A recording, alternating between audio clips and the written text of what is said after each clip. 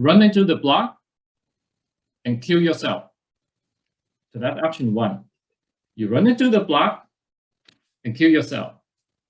Or you avert the block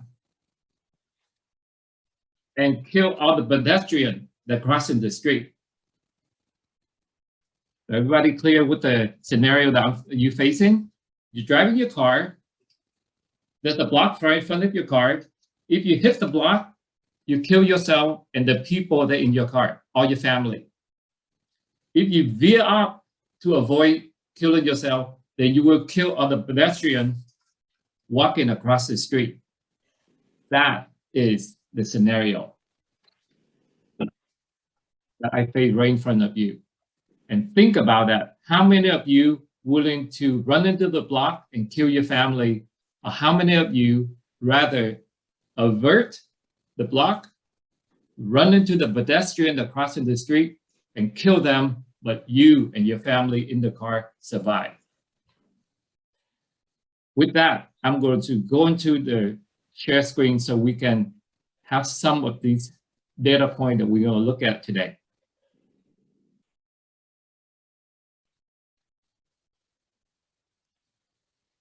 I'm going to pull up my PowerPoint. I'm going to the screen sharing mode. So that's the first question that I mentioned. 40 million inputs from over 200 countries. So that's a scenario. You see the car coming down the street, that the block fall right in front of the car. They can run into it and kill themselves, die, or they veer off and they kill the pedestrian. So that's one scenario. To make the situation harder, what if that car is a stolen car? There's a thief stolen that car and driving. So should the thief die because that's a thief? Or I'm going to make it even harder for you. What if the pedestrian is a child? Would you save yourself and kill a child? Or what if that pedestrian is an elder person? Would you kill the elder person and live? Can you live with yourself? Now, all of these are real scenarios, real questions that researchers from MIT asked all the engineers who designed a car, that driverless car. So they said the car have no driver. And we, as the programmer, we have to program the car, right? We have to give the car a brain. I know you are working on AI. I know you are working on machine learning. These are the real applications I want to pose in front of you. Would you program the car to kill the people in the car, that your passenger, or you program the car to kill the pedestrian? That is the question that we ask all the people that are working with AI. What is the moral value? What is the right or wrong that we need to program this car to do the right thing? And to make things complicated, you're not the driver. What if you are the pedestrian? What do you want the car to do? If you're the pedestrian, would you rather see the car that carry people run into the block and kill the pedestrian? Or you would rather see the car veer up and run into you and kill you? So not only we need to think as the AI developers from the point of view of the driver, you need to think from the point of view of the pedestrians, because they are part of the design equation that you need to think about. That the first question I want to leave in your mind to think about in our talk today. And this is exactly how I want to guide all of you, how you want to present a technical presentation that you can get people attention. Now, let me see everybody on the Zoom call. Did I get your attention when I opened my talk with that scenario? You show thumbs up, right? So you can see that with a very highly technical subject at the artificial intelligence and machine learning, I can make it something that people can get very excited to listen to, because I put it in the context of people, right? So that's the first rule. That's the first secret that I want to share with all of you about presenting technical information. Don't talk about the technical stuff that nobody understands what you're talking about. Talking about the application in everyday life that impact people. And when you put that in that context, people will understand what you're talking about, and they can relate to the benefit, the risk, or the value that you can bring to the table.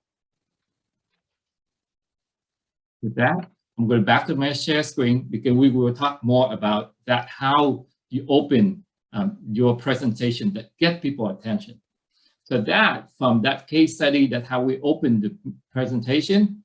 I go to the next thing. The first secret is your first impression is everything. When you stand up in front of your CEO, in front of your investor, in front of your business partner, your first impression is everything. That means how they look at you, how do they perceive you, and how do they think about who you are.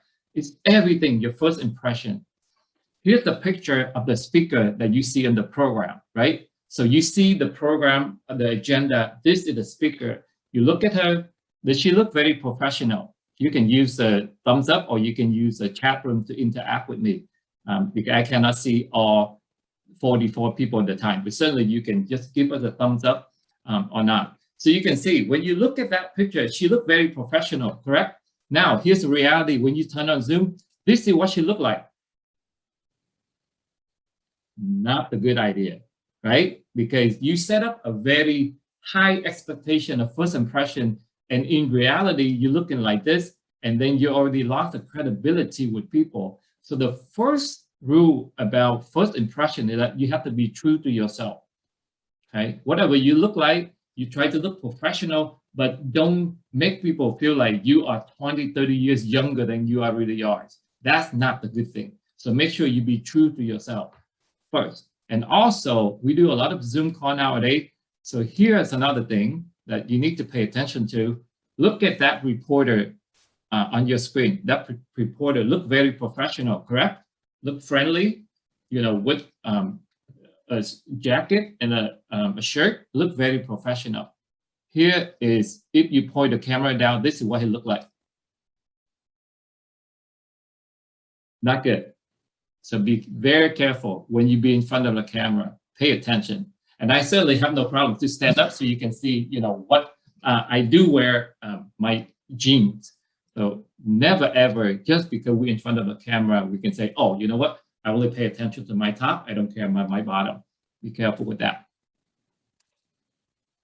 Now let's move on to topic number 2. Everybody use your chat, and I hope that you understand some of these words. What is the number 1 fear of people? And your choice is A, acrophobia, B, claustrophobia, C, aquaphobia, D, claustrophobia, or D, entomophobia. So everybody use your chat feature and answer this question. Either select A, B, C, D, or E. What do you think is a people number 1 fear? And I give everybody about a second or so to answer it.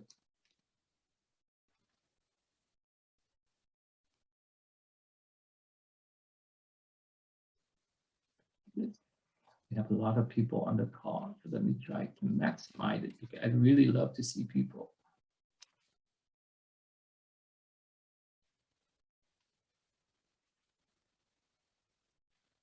All right. To save time, we're going to answer it for you. Here's the top 5 fear. Number 1, claustrophobia, that's a fear of public speaking. Number 2, acrophobia, that's a fear of height. Number 3, entomophobia, that's fear of insect. Entomology is the study of insect. Aquaphobia, fear of drowning. Aqua from the root word, aqua is water, right? So aquaphobia, fear of drowning. Claustrophobia, that's the fear of tight space. Claustrophobic, right? That's from the Latin word claustrophobic. So you can see the number one fear of the people, adult, is the fear of public speaking, meaning do presentation in front of people. So everybody in the call today that have the fear of public speaking or fear of presenting, I just want you to understand you are not alone, right? We, especially with us, we are technical people, we're engineers, right? We go to school to do design, we do a lot of things. We don't go to school to speak in front of people, right? But that doesn't mean we cannot learn. Everybody read my bio, you probably know I have a bachelor in electrical engineering. I also have a master in electrical engineering. But what really triggered me is when I cannot present my idea to my superior so I can get funding to run my project. That's when it gets to me. And when I went to MBA school, I devote 10 years of my life to become a master in public speaking. So I just want to let all of you know, this is something you can learn, right? Overcome the fear of public speaking or the fear of presenting in front of people. And I'm the proof of it. I used to be an engineer, a shy engineer, just like all of you. And today I can talk nonstop, right? But it's not happened overnight. It took a long time for me to get to where I am today. So this is the solutions to your fear of public speaking. Secret number 2, master your body language. Your fear is just because you cannot control your body. And now I want to make sure I show you a few tips how you can control your body. The first thing I want everybody to do is to challenge yourself. And I cannot see all of you, but I trust all of you are honest. So what I like to challenge all of you, and I'm going to use my timer here, we do 1 minute of push-up, okay? Push-up. So I'm going to set my timer for 1 minute, and we all going to do push-up together. And I will do it right here with you too. I don't know if you can see me or not, but I'm going to use my tables. At least you know that you see my head. All right, everybody in your position, be ready, be a good sport, and do 1 minute of push-up. All the ladies, if you're not strong enough, you're more than welcome to have your knees on the floor.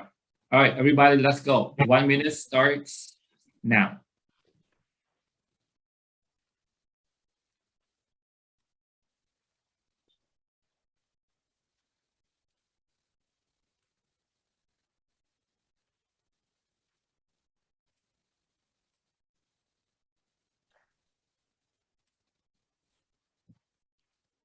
Twenty seconds gone.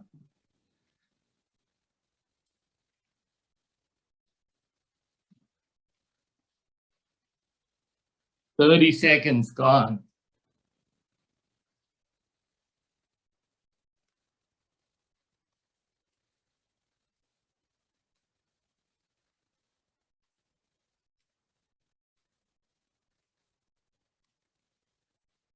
Ten seconds to go.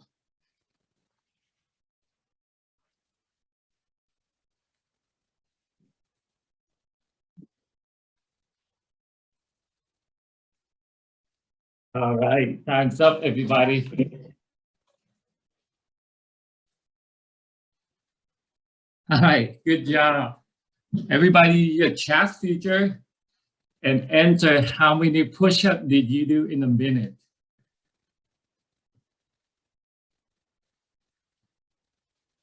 If you remember, you go ahead and use the chat and enter it. I will record all the chat conversation. So anything on chat, I can save it. Certainly, I can go back and look at who is the champion of push-up at VinBrain. And you, the champion, will have a 1 week vacation paid by your CEO, Mr. Steven. Okay, so while you enter your number, why do I make you do push-up? And I will ask you this question at the end and see who get the answer. Besides practicing on your lung, on your voice, and your breathing, because without a deep lung breathing, it will be pretty hard for you to be a good presenter because you don't have a voice, right? You're short of breath. That's why you're nervous because your body says, oh my God, I can't breathe. My palm is sweating. Oh, I feel very sweat. My heart is beating. But if you do a lot of exercise, you control your heart rate and you don't fear anymore, right? A lot of you working on AI, a lot of you working on medical devices, all of these are just medical facts that I'm stating. When your body is fear because we're not exercising enough, that's why you feel sweaty or you feel nervous or you're short of breath. But if you do a lot of push-up like this, I guarantee you public speaking will be a piece of cake. All right, next. Again, look at your body language.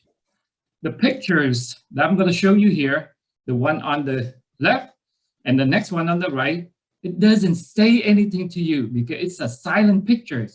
But think what the message this picture conveys.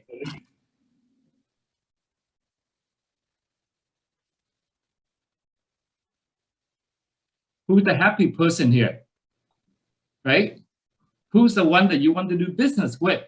Who's the one that you want to get closer?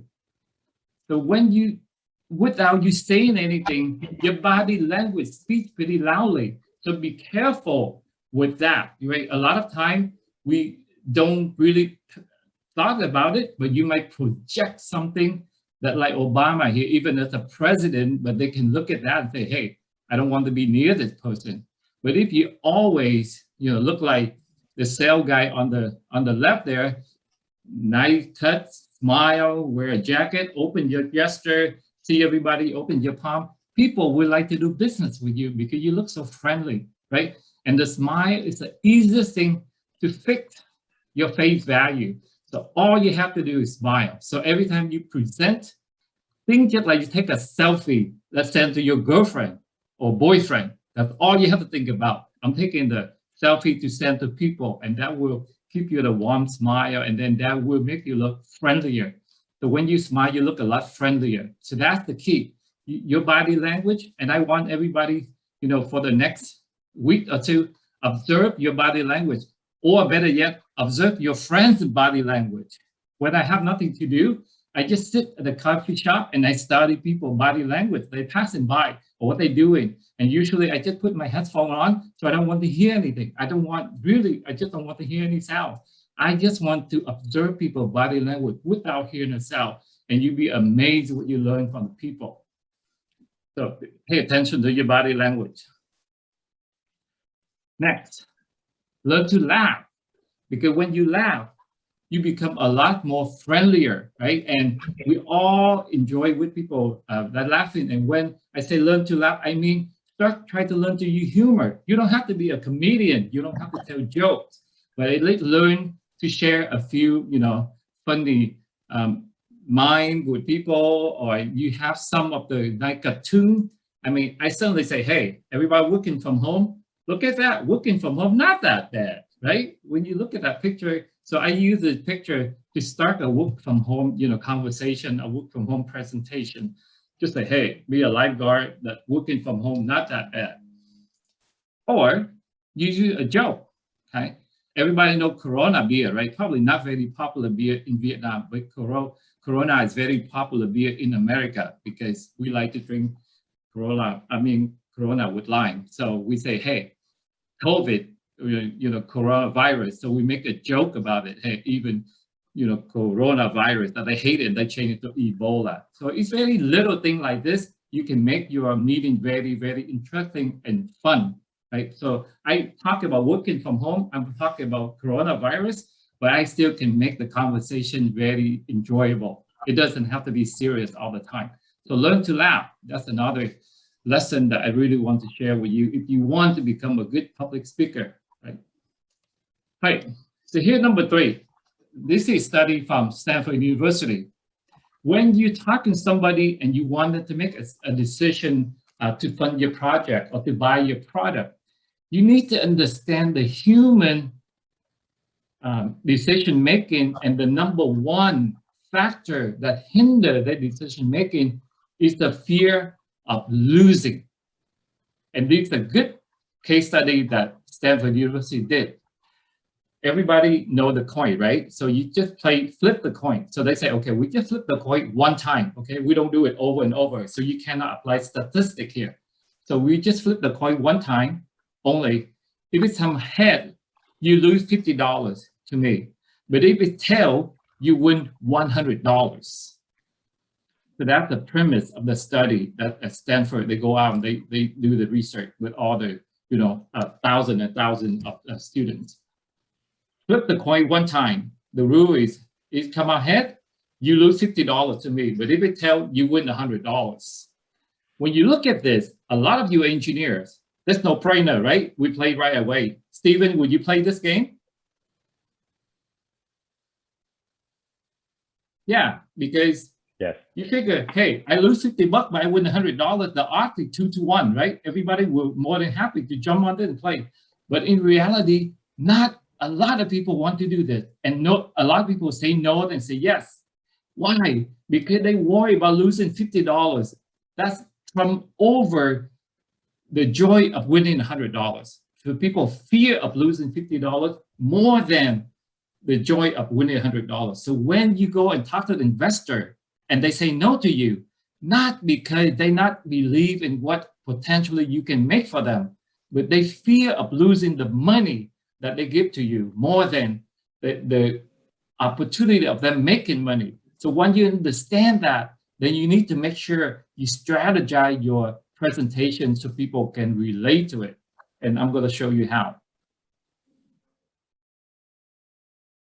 The guy on the left, right there, everybody know who that guy is, right? So the success of all of these, we call it all the FANGA company, right? Facebook, Amazon, Netflix, Google, and also Apple.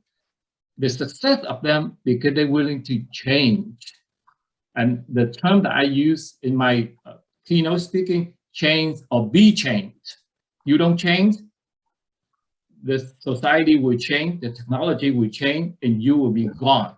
So the key words in my keynote, one of the keynote I do a lot for Fortune 500, change or be changed. And I do all of these way before the COVID ever applied. So I already told the people, look at what happened to all these companies. They're doing very well because they're willing to change, not because they're not willing to change. And what happened on the opposite equation of the company that not willing to change? Take a look. Some of you probably too young to recognize some of the phone makers on the left-hand side. Nokia, Ericsson, BlackBerries. I mean, if Steven's been in the United States for, 20-something years, he's probably familiar with some of the products. Like in the 90s, in the 2000s, they dominated the cell phone market. Ericsson, Nokia, I mean, they are everywhere in the 90s. And then all of a sudden, early 2000, BlackBerry came out and become a game changer. And everybody know why BlackBerry killed Nokia and Ericsson and any other phone maker back then? Anybody want to take a guess? What's so special about the BlackBerry if you are old enough to remember? the Q key, right? And what are these three phones? Outlook. Yeah, what are these three phones have in common? You notice it? The three old phones? Physical keyboard. Bingo, bingo, bingo, bingo. They all have physical keyboard, right? So usually the phone back then is just a communication device. But BlackBerry is the first one change that. They changed the BlackBerry. What is the first application on the BlackBerry? It makes it very, very famous in the early 2000s. Everybody remember?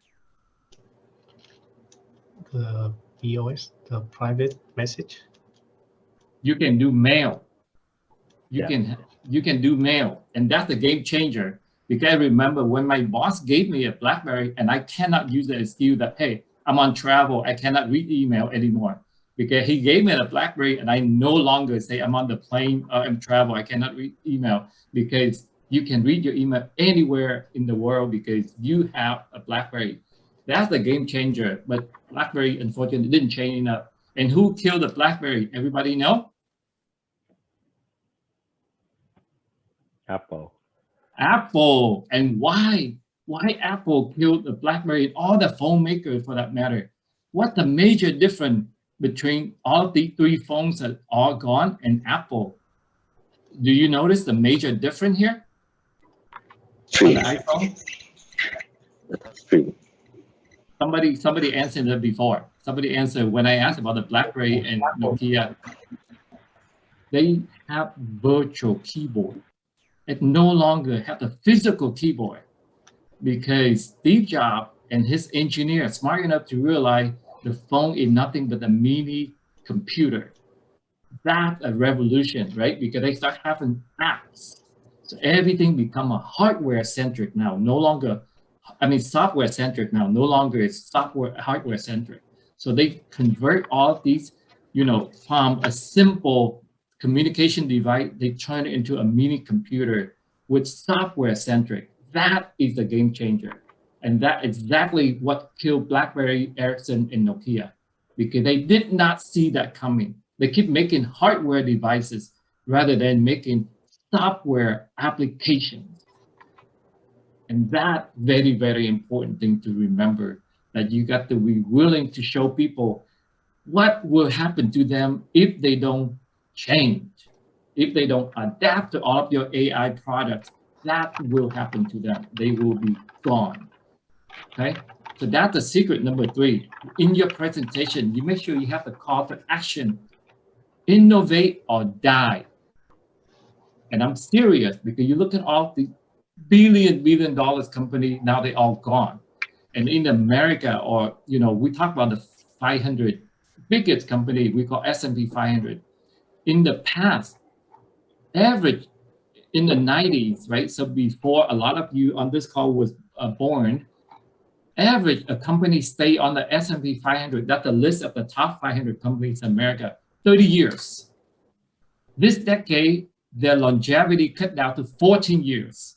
And in the next 10 years, they probably will be there for less than 10 years, because the newcomer keep coming. So by the next decade, half of them will be gone. So that's a very, very, very startling number to think about. These are gone. A lot of you probably not familiar, but Eastman Kodak, right? The guy makes film. Remember all the film that you put in a camera and you take picture? Probably you guys don't even remember the analog, camera in the past. But people old like me, I still remember those. We used to buy film to put in the camera to take picture. Eastman Kodak, gone. Not because they're not innovative. They are the one first invented the digital camera. But they didn't believe that in that product. They didn't really make that. And that project got shut down. National Semiconductor, gone. Spring, that's a big phone company, gone. US Steel, gone. Dell Computer, this is a little bit tricky because Dell no longer a public traded company. They went private, but Dell become a private company. Sears, that's a big company, but Walmart killed them. Amazon killed them. Lehman Brothers, a very good, financial company. Radio Shack, in the 70s, Radio Shack is everywhere. You want to buy electronic stuff, you got to go to Radio Shack. So they are gone. And these are the newcomers: Facebook, Netflix, PayPal, Under Armour, L3, Seagate Technology. These are new and innovative technology. So if you don't innovate, you will die. And I'm not joking about it. And you look at all the super unicorn: Uber, Airbnb, Dropbox, Spotify, Snapchat, Tesla. I want to ask everybody, how many taxis that Uber owns? Do you know? How many taxis, how many cars that Uber, the company has? 0. 0. Thank you, Ton. Uber has 0 car, and they run a car share industry business. Airbnb, how many hotel Airbnb has? 0. 0. They have 0, and they run the biggest, hospitality business in the world. So think about that. Think about all the share asset and why they become such a popular in the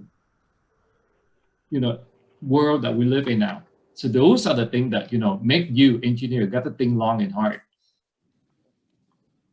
So the future belongs to innovators. That really is my closing point to a lot of you and to a lot of the people that want to be a good presenter. AI, machine learning, VR, AR, big cloud, big data, a lot, and I can go on drones, self-driving car, Internet of Things, right? Blockchain, cryptocurrency, whether you like Bitcoin or not, but the cryptocurrency, the validity of that's still in question, but the blockchain technology is powerful. That's really, really powerful. 3D printing, I'm in the school construction business. I'm really interested. how I can go to Vietnam and print a school within a matter of a day or two instead of 4 months, in the rainy season. If I can have a 3D printer and I can print school, I can print thousands and thousands of school for poor children. That's a very powerful technology that, I'm highly interested in. Renewable energy, smart city. A lot of the school I build now, we start having, all of these solar panel in it, so we don't have to pay electricity anymore. Share access economy, that we talk about all of the, Airbnb and unicorn. So those are the things that I just want to show you.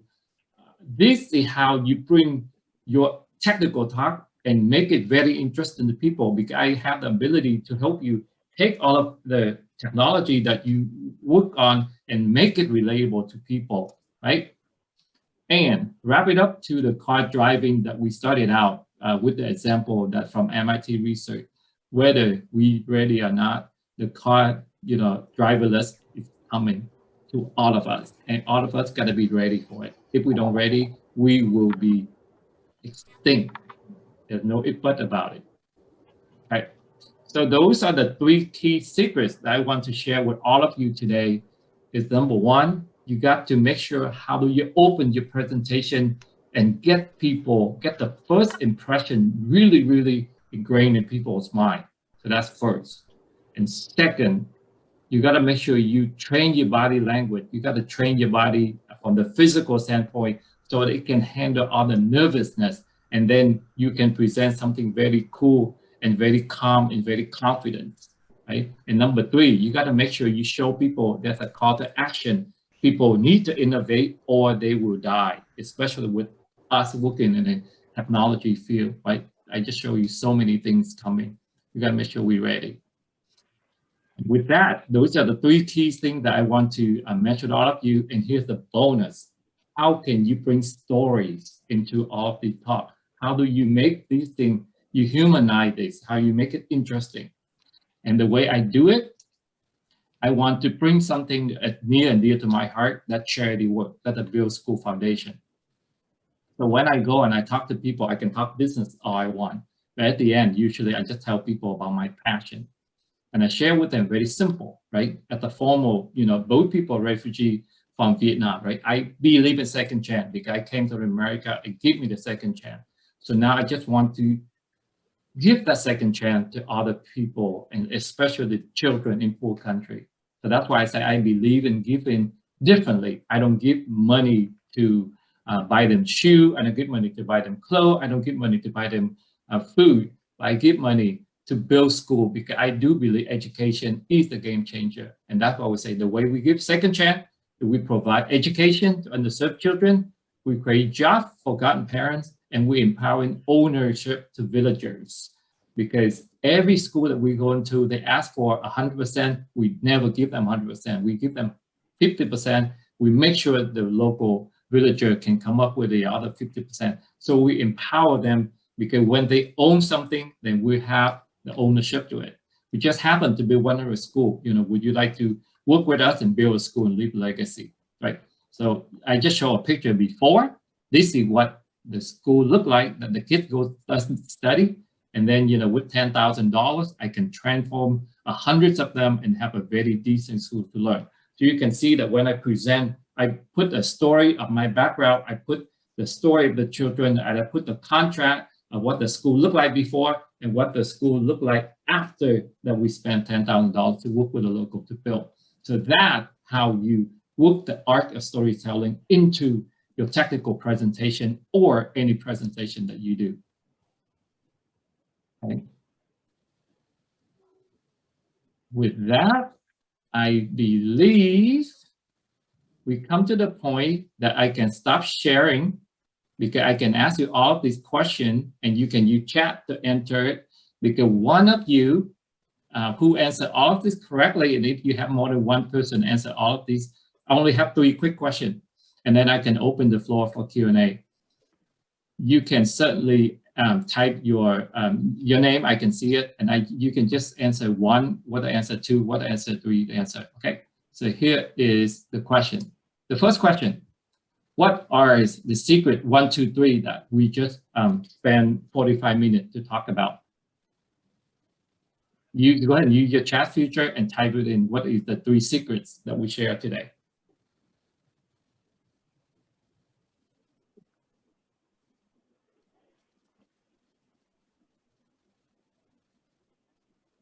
And question number 2. Which company in all the companies that we mentioned, which company is not belong to the original thing? You can just pick one out of these 5. Oh, so question number 2, which company is not part of the original thing? Fang original only have 4 companies, right? So which one in here is not belong to the Fang?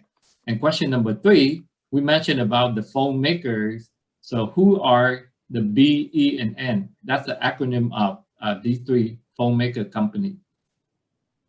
So who are there? So just go ahead and use your chat feature and enter yes, you're questioning that. And while you're doing that, I think I'm done with my talk and I'm ready to open the floor for question and answers.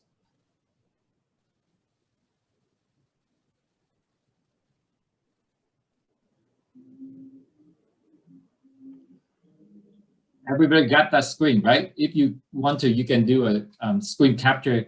Because I want to stop sharing so I can see the rest of you. Now's the time that you all can turn on your microphone and you can turn on your camera so I can see you. Or if you don't prefer not to talk, you can certainly send the question to Hồng Yuen or Chị Trang, your HR manager, or even Steven, and then they can help me, and then somebody can read out the question and I certainly can answer.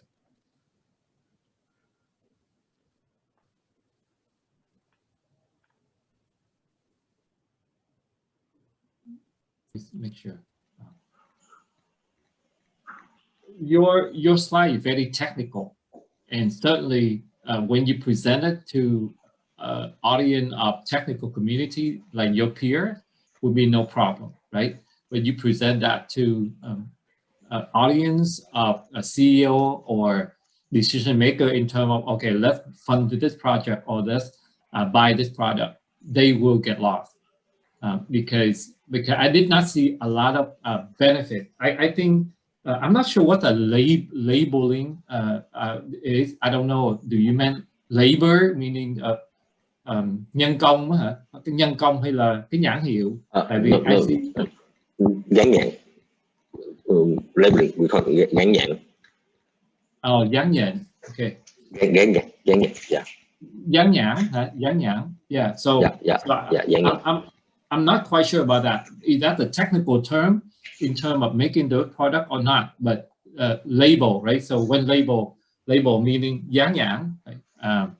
So I did not see the benefit because if you show me a chart, this is doing without VinA, this is doing with VinA, then I say, oh, it used to be X hours in terms of X dollars. Now I apply this technology, now it could be Y dollars and Y percent reduction. So I can see, okay, the reduction. Otherwise, to business people, that is way too technical. And also, my recommendation is the graphic may be perfect for a technical publication, but it's not big enough for us to listen to a PowerPoint presentation. So I would rather see 3 different charts, one chart for each rather than 3 charts together on one slide. Thank you. Yeah. But overall, you know, it's nice design. Just try to apply to, if you talk about hearing aid, just say how many of you have grandparents at home that need to wear hearing aids, and how many of you cannot afford it because it's so expensive. What if I have a device that only costs 1/10 of what your parents got, your grandparents got to go pay? Would that be something you interested? Right? So if you open your presentation, if you start your presentation like that, then you got people interested, and then we can talk more about it. that's a great feedback. So I think probably knowing the audience and also the technical depth, because Chánh he's a PhD in AI, so when he talk about it, it's like paper publication. So he want to emphasize on that, and I think that's great for a scientist kind of presentation.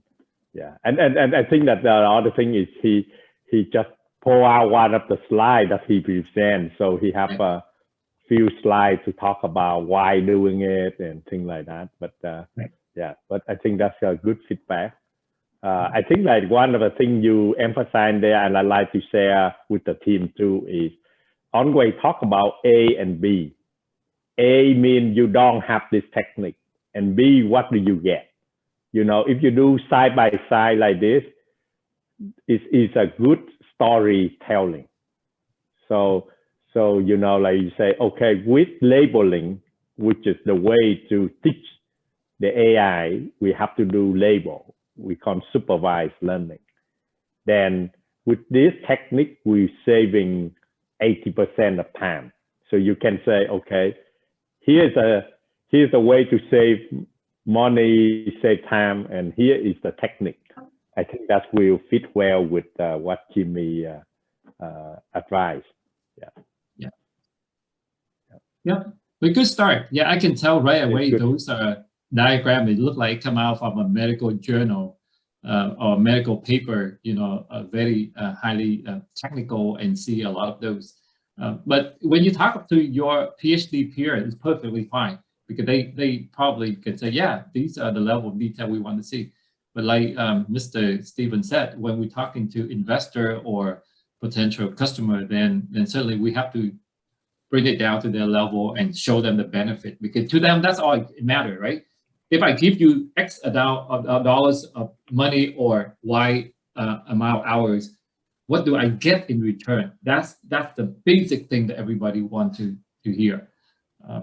I give you this, what do I get, right? That's a trade, even in the presentation. So you got to think like that, because when you do a presentation, you just try to sell something to people, and whether they buy or not, it depends on your ability to sell that product. Yeah. So maybe next, either Thân or Vũ can talk about the stroke and thalassemia. What do you think? You guys have on the slide, you can quickly display this so you can get the feedback from Jimmy. I think it's good to learn, but by doing a real thing. Yeah. For everybody that's thinking about doing the one slide presentation in a couple of minutes, this is the format I want you to think. In 30 seconds, how do I start my conversation, or how do I start my presentation? So that's the focus. Spend a lot of time to think about it. How do I start my conversation to get people? You put something, you say, hi, my name is so-and-so, and I'm so-and-so at this company. You lost people right away. You only have 10 seconds. Remember my opening to all of you. Would you kill yourself? Would you kill somebody to save yourself? Right? I'm not going to say, oh, I'm Jimmy Thai. Today I'm talking about AI and driverless car. Nobody got excited about that. But I put in something everybody can relate it to. Would you kill somebody to save yourself? And everybody say like, what? Wow, what kind of question is that? So now I trigger the brain's, you know, the curiosity in everybody's mind. So when you present a chart to me, think about how do you start the conversation? How do you start the conversation with me? So think about that. You're not presenting, but you're having a conversation with me here. Hoàng Vũ, could you introduce stroke?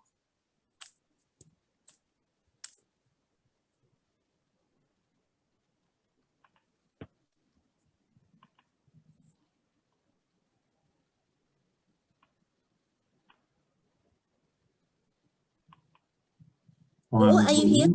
Are you there?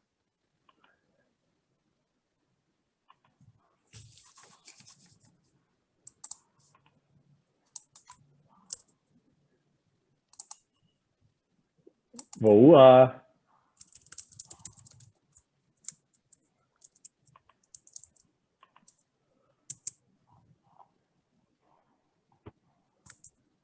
That's the challenge with Zoom, right? Because Yes. that's why when I do Zoom, I make everybody turn on the camera, so I make sure that it needs to be there. yeah. I have a question. Yeah, go ahead. Okay, so during your presentation, for example, it's time for the Q&A session. So, for example, if someone asks an irrelevant question, or someone asks an questions, and then the question and the answer session goes very far from the topic. So, how do you cope with this situation? Good question. Okay, so we asked the question that if you do a Q&A and somebody asks a question that kind of, in English we call go tangent, right? So we go off tangent. We're not in the topic anymore, we go off part. And this is something that I certainly can handle that and say, hey, that's a wonderful question, but it has nothing to do with the meeting that we hear.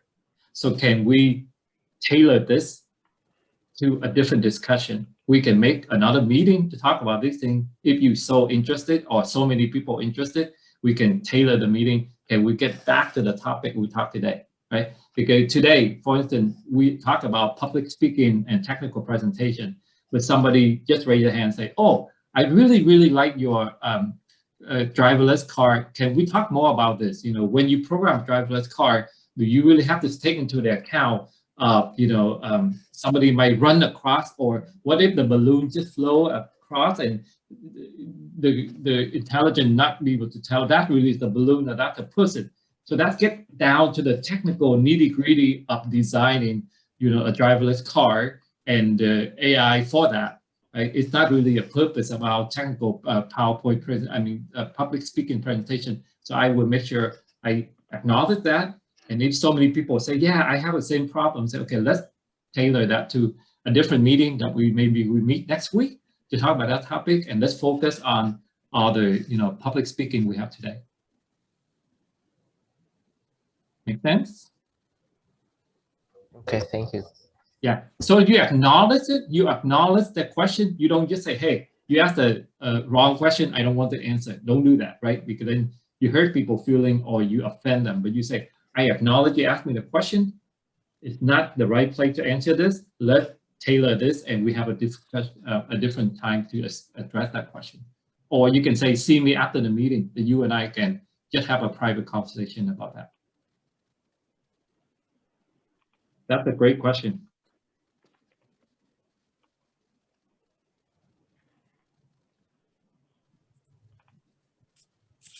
So because Vũ not here, so I will take the presentation for the thalassemia. Okay, let me share the slide. Okay. Sure. Thanks.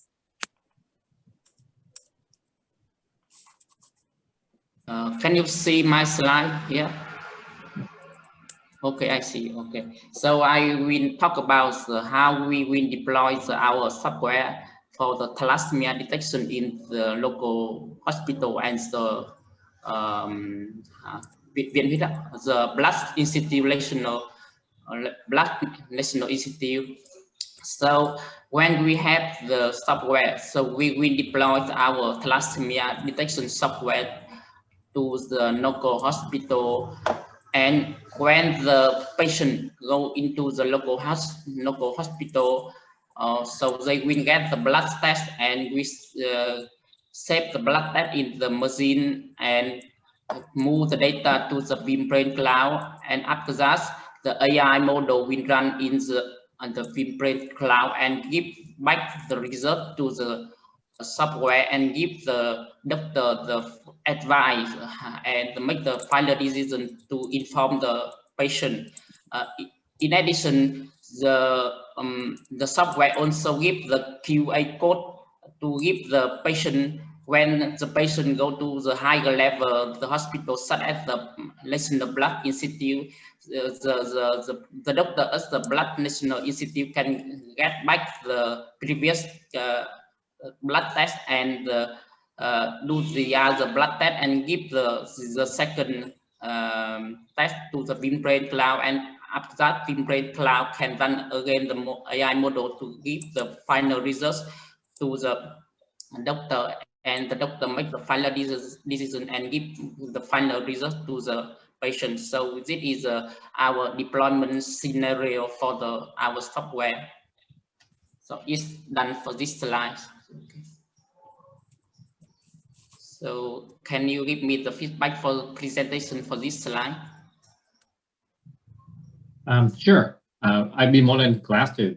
I really enjoy your presentation because you show me a flow, right? So now you say, here is the clinic, local clinic. Here is a VinBrain cloud, and here's the doctor. So you show me what we call all the actors, right? So the patient interact with the clinic and how the data go through the VinBrain cloud, and then it feed into the machine for the doctor. So it showed me a flow. That's good. Again, that's a good thing. I can follow you very well and easy, even though it's very busy chart, but at least I can get the gist of it pretty quick. Even though I'm not in the medical field, I still get the concept pretty quickly, how to interact between VinBrain cloud with the doctor and the local clinic. The challenging for me is that when I listen to your brief presentation, you're getting so many diagrams and so detailed that I start not listening to you anymore, but I start paying attention to this diagram because I want to understand this diagram myself, right? And now instead of trying to listen to you, I'm focused too much on the diagram. So the diagram have way too much information for me not to be able to quickly grab the information in a couple seconds and focus on you, the presenter. And that's the mistake a lot of our technical presenters make. We make the slide too complicated and people just so focused on the slide, they forgot that we in the room. If that's the case, why don't we just email them the presentation and they can see it themselves? There's no need for us to be there to present it anymore. So be careful when you design a slide and you plan to present, make sure that you have enough information, but they still want to listen to you. Because if I spend so much time to do something so detailed, might as well email them this and then they can read it themselves and I don't need to be there anymore. So that's the challenge for us as the designer of the content. We got to make sure we just have enough information for them to glance at in about 5-10 seconds and focus on that. Because when we stand in front of somebody and present it to them, what we say is a lot more important than what on the screen. The screen is just the aids to help us to convey our message to them. So that's something I want technical people to understand. You are the main attraction in the presentation, not your slide, okay? I don't care, you can spend a lot of time on the slide, you can spend 4 years of your PhD doing slides, you love your slide so much, I'm not interested in your slide, I'm interested in you, the presenter. So you gotta make sure that you don't have something that take away from your attention when you have the opportunity to present. Otherwise, I can just stay home and read your paper. Okay. I totally agree with your feedback. But yeah, I agree. But somehow the presenter worry about the listener cannot understand, so they want to put everything inside the slide to make sure the listener can understand. So that is one of the main drawback for the presenter. Right. Right. It's okay to give something this detailed, but give it to them to read after you're done with your presentation, right? I can say, oh, I give this thing to you to read after we're done, but for now, we just have something very simple so we can have a conversation, right? So that's very important to identify. Do we handout, right? Handout that we give to our audience certainly have a lot of information, have a lot of detail. The PowerPoint or the slide that you present at the meeting, it should not be that complicated.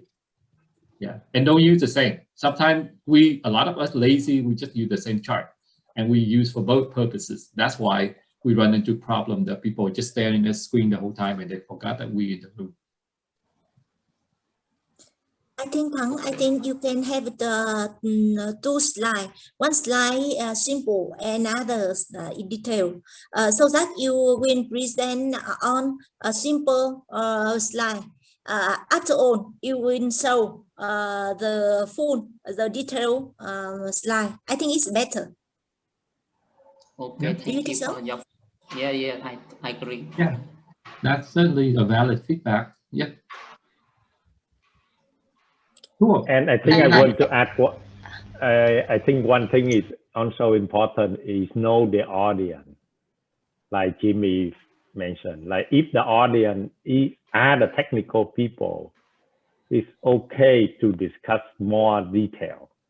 But if it's the audience like more like very new with your project and you want to be focusing on you as the presenter, so everyone will listen to you rather than looking at the slide. So that's why it's two aspects. You know, if the technical people, they like to see the content, they like to see the detail, right? But if it's like for doctor, they not the AI technical, they not the technology.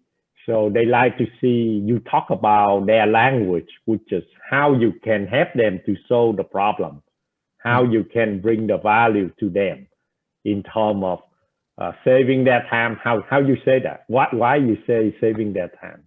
Why you say that they can saving their, you know, and make it more accurate, right? So I guess that's what Jimmy focusing. But you can have two slides to share, just like, you know, Jimmy and Jim talk about too. Yeah. You can have a simple slide first and say this is a high-level slide, and if you are interested, the next slide will have more detail, right? So that's very simple. And if they're not interested, you can say, okay, let's move on to the next one. And if you run into the technical crowd that love to spend 20 minutes to stare at that slide, say, okay, I'm going to pause that. I'm going to have a drink, and you guys can stare at the slide. When I come back, any question that I can answer. So that's other thing that we can handle technical information. Yeah, very valid. Okay, I think we have time for maybe one more questions, and then we need to wrap it up. And then I need to return the control back to the host. Anybody have a burning question? Go ahead, Hồng Duy. Yes, this time I would like suggest Jimmy Thai tell about the objective and the way to achieve it.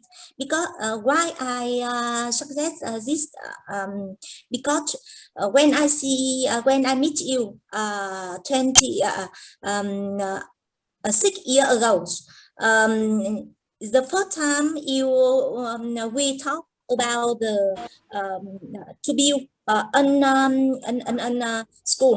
school, and I don't think you set the KPI 100 school in 10 years. It's very difficult KPI. Because I know that when it is very difficult to build one school 1 year as the way I do, but this time you achieve more than I think, and many other things. Please share us the way you do, and please share us the way you set KPI and achieve it. I think it's better for us. I think Hồng Yuen asked a very interesting question, and this more than public speaking or technical presentation, but more about management and leadership, right? So this question is very near and dear to my heart. And I want to share with you why when I founded Leadership Foundation Academy, the tagline is that Leadership Foundation Academy, where passion meets compassion, whereas passion meets compassion. So that's very key, because passions and compassion, the two components, extremely important in my life, in my philosophy, in my management. So I like to take this opportunity to thank Hồng Yuen to ask that question. and share with all of you. When I met Hồng Yuen first, in my first train-the-trainer course that I was commissioned with the company in Vietnam to come back and teach that class, I just tell Hồng Yuen that's my wish, right? I have a dream to build a school in Vietnam. I did not know anything much because I have not been in Vietnam much since when I left Vietnam as a very young in my teenager years. I have not been in Vietnam back to understand anything about building school. That's different or hard. But when I share that story, I have a passion, and you need to give me an opportunity to share why I have that dream. When I was 15 and I was down in Cà Mau to escape, right? To escape. So while I'm waiting for the boat to come in and take us to Thailand, I was hidden in this fisherman family. So they in the fishing village. So this poor family just hide me in a hideout and wait until like dark, and we have to be like no moon for the ship to come in and pick us up and sail to Thailand. So during that 3 days, I stayed with that fishing family in the fishing village. I didn't really have a lot of things to do. I just pretty much just wait for the ship, for the boat to come. So they have a little son about 8 years old. His name is Min. I still remember his name is Min. I was 15, he was 8. And then I have an opportunity to cut his fingernails and talking to him. And I learned that he's illiterate. He didn't know how to read and write. And to me, that's very surprising coming from Saigon, right? You're 8 years old. You should be in 2nd or 3rd grade. How come you don't know any, how come you illiterate? And I asked him that. I say, Minh, em 8 tuổi rồi, sao em không biết đọc biết viết? So he just told me, brother, look around. There's no school, there's no teacher who will teach me, right? And if you ever been in the Mekong Delta and really way down to the south there, and picture in your mind this is in the 1980s, right? When Vietnam, just after the war, everything is so poor and nothing much, not like Cà Mau nowadays. So when I have that talk with him and I feel, oh, now I see there's nothing but water. That's why Stephen go back to Javin and build bridges even now, 45 years after the unification of the country. There's nothing but water. There's no school. That's why he's 8 years old and he completely illiterate. So I asked him to go find me some papers and I would teach him. And we, at nighttime, and I remember they have the oil lamp, right? They don't have electricity, so they have the oil lamp. And we just sit there and I just help him with the newspaper his mom brought back from the market. We teach him how to pronounce word by word and letter by letter. So he learned A, B, C, and all that stuff. But I never forget the shadow. Our shadow is like dancing on the walls with this oil lamp. So every time the wind blows gently, we see our shadow dancing on the wall. And I never forget that. And 3 days later, I not finished teaching him how to read and write, and the boat came, so I left. But I never, I feel incomplete because I did not fulfill a simple promise of teaching him how to read and write, right? So I gone and I came to America and I tried to learn the language. I didn't know any English when I first came to America. And I was 20 already, so I couldn't go to school. So I have to go get a job and work in and stuff like that. So the reality of living in America, I have to make a living. I have to find a way to survive. I forgot everything about the promise that I will come back and build school for men. And it took me about 30 years when I got the opportunity to come back and work with Hồng Yuen and stuff like that.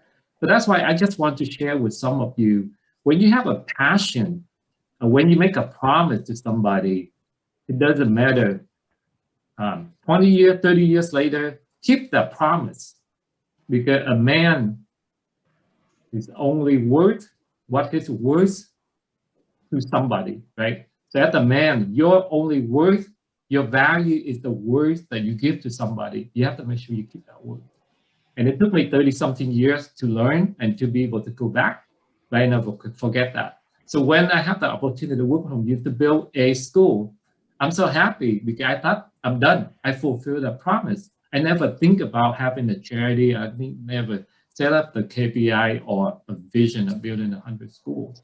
But when I did that, and then I see a lot of people drawn to that, and they say, "Oh, would you want to do more?"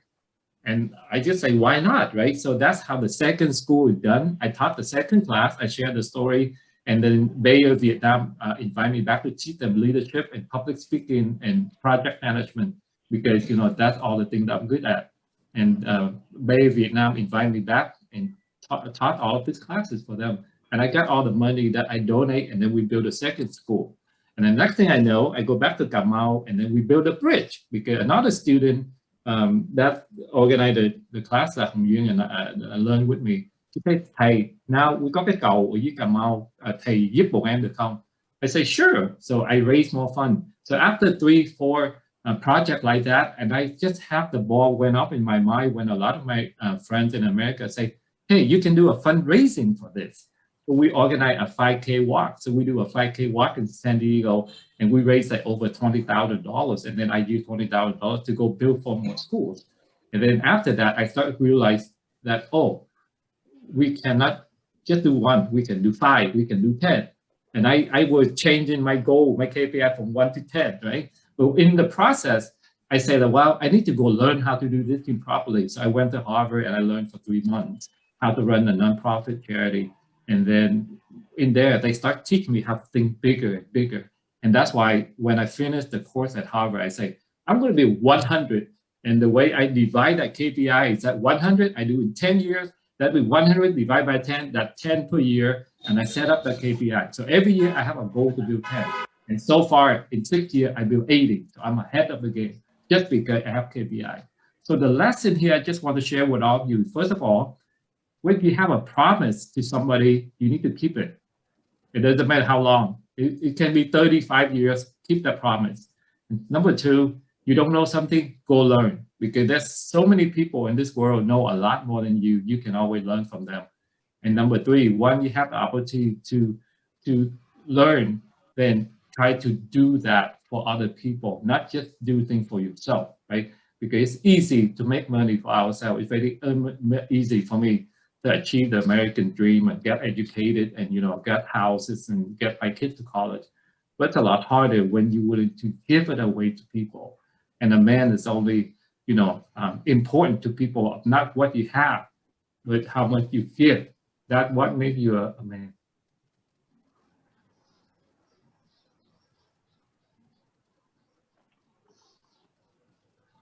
Oh.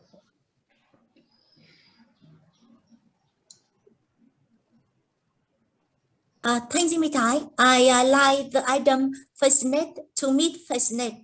It's similar. Our product, we work for healthcare, and we have people who have fascinate to build AI product for care the health overall.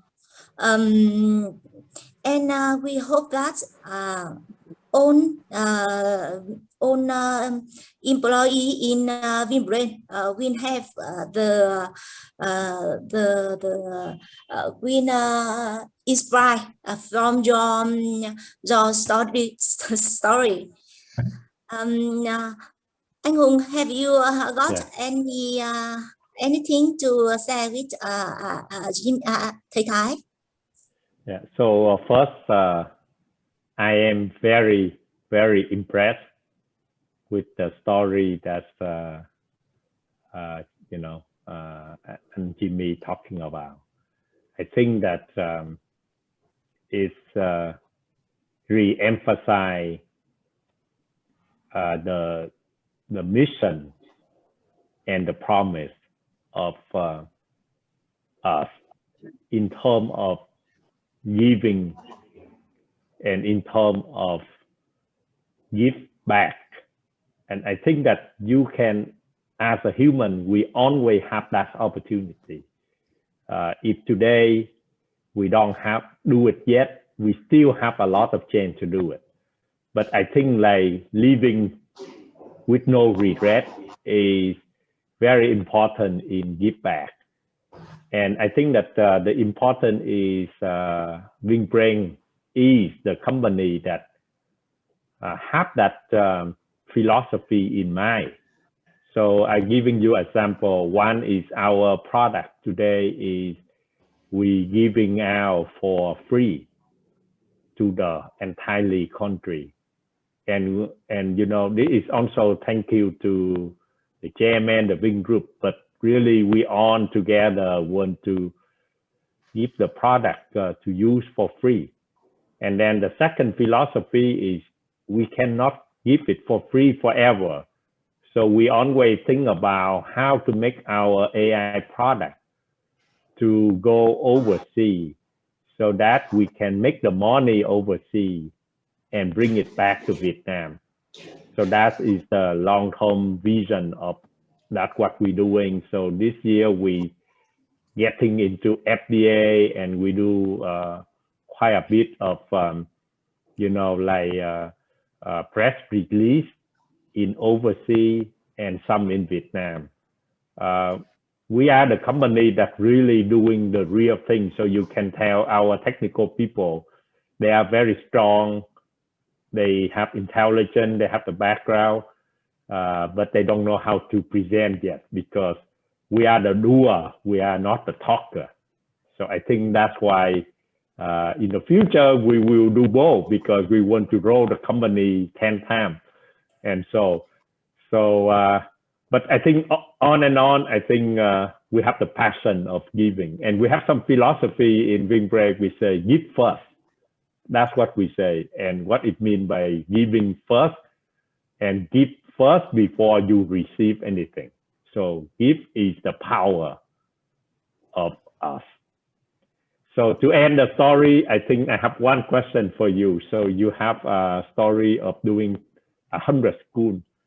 So what next? Will you do 1,000 schools so that we can have more and more people need it? You know, so that's my question. Yeah, that's a very fair question because believe me or not, when I crossed over the 50 school mark 2 years ago, I already think about what's next because most of you know that I am 50, I'll be 57 next month. So I'm not young lad, but so my wife preferred for me to retire and just be with her, but I cannot do that. I'm just not the type of go play golf or just drink coffee or tea. And I already think about what next big project. As of course, it gotta be charity because I'm not interested in making money anymore. I'm making way too much money and I have enough money. Using American term, I'm financial independent, so I don't have to worry about that. I work because I have a passion for working, not because I have to go earn a living, right? So that's a nice position to be in. But the next topic that I already start researching and tackle, and I'm in San Diego or I'm in Hawaii last week, or I'm in Seattle this week training the Vietnamese Coast Guard officers to take the ship back to Vietnam. I always looking at the homeless. So the homeless is the next topic that I want to tackle. I want to be able to build like a home for $1,000 or $2,000 and the homeless can stay in there. And the homeless is very, very interesting topic because it's not only a matter of building a home or feed them a meal. You have to fix their thinking, right? So what in their mind is broken? They're not broken from financial, they're not broken from the social status issue, but they're broken from their thinking point of view. They already think that they are worthless, they don't have anything, and they don't want to work anymore. And I want to change that. I want to bring meditation. I want to bring Buddhism. I want to bring compassion into it because that's what I learned from my parents. You know, when you have compassion, you can help more people change in themselves, right? So Buddhism is a philosophy that I learned from all my Zen master. I'm going to apply Buddhism, meditation, and mindfulness into my helping these people. So my next project is that I'm going to buy a big lot of land, maybe 20, 30 acres, and I'm going to build a homeless shelter and I can have people come there. And I will have all these meditation training and mindfulness teaching to help them correct all the deficiency in their brain, and they can become a useful contributor to society again. That's great. Yeah, very impressive. And I think like today you not only giving the team some technique in presentation, you also give them the passion, the empathy, and compassion. So I think that people in VinBrain is similar like that, because if you are built up from the philosophy of give. So I just want to share one last 1 minute. Is a couple of days ago or last couple of weeks, we building the labeling tool. And I think that besides like giving the AI for free for hospital and help the doctor and patient, we also saw the slide that Jan talked about is the labeling, which is like in AI, you have to do the label so that you can teach the AI to be smart.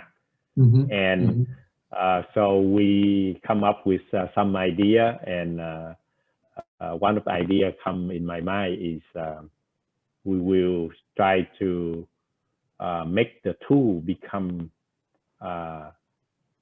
available for any kind of AI problem in the future. And we will have a lot of students that poor, that don't have money to go to school. They can be a labeler, which is the human to do the label for AI. And we can build a tool that they can access anywhere, and then they can make some money. So, you know, I mean, like maybe like 8 triệu một tháng hay là 5 triệu một tháng, but that's a big deal for many kids that they want to go to school, but their family cannot afford it. So if we can build some platform like that and give it to, you know, these students and young people to change from poor to make some living and to learn something, you know, and I think that will be a long-lasting event. You know, I mean, like if we build it out, we can have like 100,000, 1 million people, 10 million people can do this kind of work while they in school and while they, you know, doing something, because they are human. They have an intelligence by nature already, you know, so they can recognize a cat different than a dog. They can label this is a dog, this is a cat, for example. So something that I feel that inspired me to think further, you know. And but thank you, Untitled. Yeah, really impressed with your story. I think the team, I'm sure the team feel inspired of what your story. And personally, I really want to say a good friendship with you, if you don't mind, and then really see how we can support and going with building more school or homeless or building the bridge. I always have a passion about doing those things. Yeah. Thank you. All right. Thank you so much for your words of wisdom. Thanks again, Hồng Yuen. Thanks again, Giang, for giving me the opportunity to meet, you know, 42 wonderful people online. I do need to get off because I do have a CEO in Vietnam that I need to coach at 10 now. So I need to get off. And with that, Hồng Yuen has my number and Hồng Yuen has my email. So you guys need anything, connect with me on Facebook. And we certainly more than happy to connect and work together with VinBrain to make Vietnam better. Yeah. Okay. Thank you. Yeah. Thank you. Yeah. Thank you, Ji. Thank you. Thank you, thầy Thái. Bye. Tạm biệt mọi người.